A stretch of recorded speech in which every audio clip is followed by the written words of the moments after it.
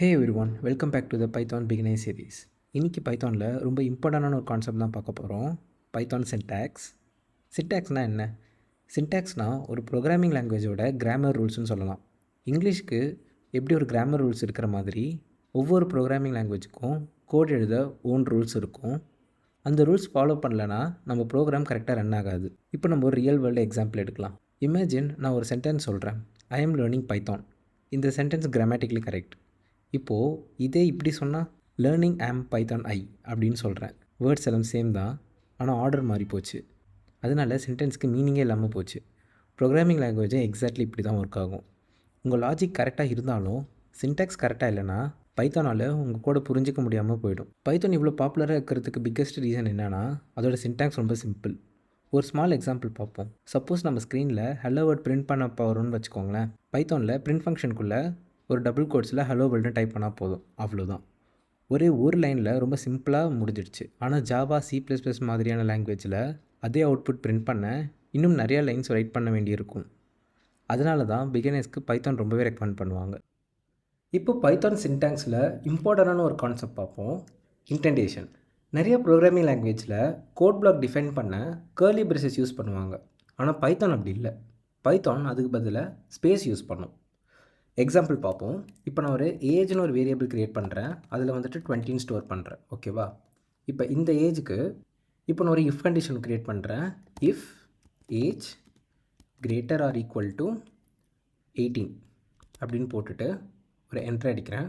இங்கே நான் வந்து ஒரு பிரிண்ட் ஸ்டேட்மெண்ட் போடுறேன். ஸ்டேட்மெண்ட்டில் if age is greater or equal to 18 your old enough to vote அப்படின்னு பிரிண்ட் பண்ணணும்னு சொல்லிட்டேன். இப்போ நம்ம வந்து கோடை ரன் பண்ணுவோம்.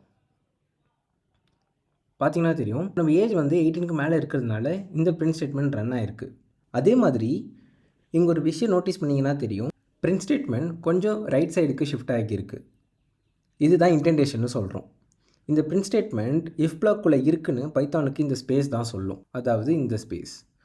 ஃபார் எக்ஸாம்பிள், இப்போ நான் இந்த ஸ்பேஸை ரிமூவ் பண்ணுறேன்னு வச்சுக்கோங்க. ரிமூவ் பண்ணிவிட்டு நான் இந்த இதே கோடை ரன் பண்ணுறேன். பார்த்திங்கன்னா தெரியும், நம்மளுக்கு இன்டென்டேஷன் எரர் அப்படின்னு பைத்தான் சொல்லுது. பைத்தானில் இன்டென்டேஷன் ஆப்ஷன் இல்லை, அது சின்டாக்ஸோட ஒரு இம்பார்ட்டன்ட் பார்ட். நெக்ஸ்ட் வந்து நம்ம கமெண்ட்ஸ்னால் என்னென்னு பார்ப்போம். சம்டைம்ஸ் வந்து நம்ம கோடுக்குள்ளே ஏதாச்சும் ஒரு விஷயத்தை நம்ம ஒரு நோட் மாதிரி நோட் பண்ணி வைக்கணும் அப்படின்னு நம்ம ஆசைப்பட்றோம்னா அதை நம்ம கமெண்ட்ஸ் யூஸ் பண்ணி பண்ணலாம். ஃபார் எக்ஸாம்பிள், நான் உங்களுக்கு இது எடுக்கும் போது மேலே ஒரு ஹெட்டிங் மாதிரி கொடுத்துருப்பேன். ஸோ அந்த ஒரு ஹேஷ்க்கு அப்புறம் நீங்கள் எது டைப் பண்ணாலும் அது நம்ம கோட் பிளாக்குள்ளே இன்க்ளூட் ஆகாது. அது வந்து ஒரு செப்பரேட் ஸ்டாண்ட் அலோனான ஒரு கோடு. ஸோ அது எந்த வகையிலுமே நம்ம கோடை இன்ஃப்ளூயன்ஸ் பண்ணாது. உங்கள் ரெஃபரன்ஸ்க்காக இல்லை வேறு எந்த ஒரு நோட் பண்ணணும் அப்படின்னு உங்களுக்கு தோணுச்சுன்னா நீங்கள் இந்த கமெண்ட்ஸ் யூஸ் பண்ணிக்கலாம். சிங்கிள் லைன் கமெண்ட் ரைட் பண்ண நீங்கள் ஹேஷ் சிம்பிள் யூஸ் பண்ணிக்கோங்க. கமெண்ட் யூஸ் பண்ணுறதுனால லேட்டர் நம்ம கோட் பார்க்கும்போது ஈஸியாக அண்டர்ஸ்டாண்ட் பண்ணலாம். எஸ்பெஷலி பெரிய ப்ராஜெக்ட்ஸில் கமெண்ட்ஸ் ரொம்ப யூஸ்ஃபுல்லாக இருக்கும். இப்போ நம்ம அடுத்த கான்செப்ட் பார்ப்போம், அதுதான் கேஸ் சென்சிட்டிவிட்டி. இப்போ பைத்தானில் நீங்கள் ஏதாச்சும் ஒரு வேரியபிள் டிக்ளேர் பண்ணிவிட்டு அதை அப்பர் கேஸ்லேருந்து லோவர் கேஸ்க்கோ இல்லை லோவர் கேஸ்லேருந்து அப்பர் கேஸ்க்கோ மாற்றி டைப் பண்ணிங்கன்னா உங்களுக்கு நேம் எரர் வரும். ஃபார் எக்ஸாம்பிள், இப்போ நான் நேம் அப்படின்னு சொல்லிட்டு ஒரு வேரியபிளில் என்னோடய பேரை டைப் பண்ணிக்கிறேன். ஓகே, ஸோ எனக்கு இப்போ தான் பிரிண்ட் பண்ணணும். நான் இதை வந்துட்டு நேம் அப்படின்னு பிரிண்ட் பண்ணுறேன். ஸோ இந்த கோட் நம்ம ரன் பண்ணோம் அப்படின்னா நம்மளுக்கு என்னோடய பேர் டிஸ்பிளே ஆகுது உங்களுக்கு தெரியும். இதுவே இதே நேமை நான் கேப்ஸில் டைப் பண்ணேன்னு வச்சுக்கோங்களேன், நம்மளுக்கு வந்து நேம் எரர் வரும். ஈவன் வந்துட்டு நான் ஃபஸ்ட் லெட்டரை மட்டும் கேப்ஸில் வச்சுட்டு மீதியை டைப் பண்ணாலும் எனக்கு ஸ்டில் சேம் எரர் தான் வரும். பிகாஸ் நேம் அண்டு கேப்ஸில் இருக்க நேம் ரெண்டும் பைத்தானுக்கு டிஃப்ரெண்ட் வேரியபிள். அதனால தான் upper case lower case use பண்ணும்போது கேர்ஃபுல்லாக இருக்கணும். பைத்தானில் நீங்கள் ஒரு டெக்ஸ்ட் ரைட் பண்ணும்போது அது எப்போவுமே கொட்டேஷன் மார்க்குள்ளே இருக்கணும். எக்ஸாம்பிள், இப்போ நான் பிரிண்ட் அப்படின்னு போட்டுட்டு இதில் வந்துட்டு hello world, okay hello world அப்படின்னு போட்டுட்டேன். ஸோ இதே பிரிண்ட் ஸ்டேட்மெண்ட்டில் நான் வந்துட்டு ஒரு சிங்கிள் கோட்ஸ்க்குள்ளே ஒரு ஹலோ வேர்ல்டு எழுதுகிறேன் அப்படின்னா இப்போ நான் அதை ரன் பண்ணும்போது எனக்கு 2 ஹலோ வேர்ல்டு வந்துடும்.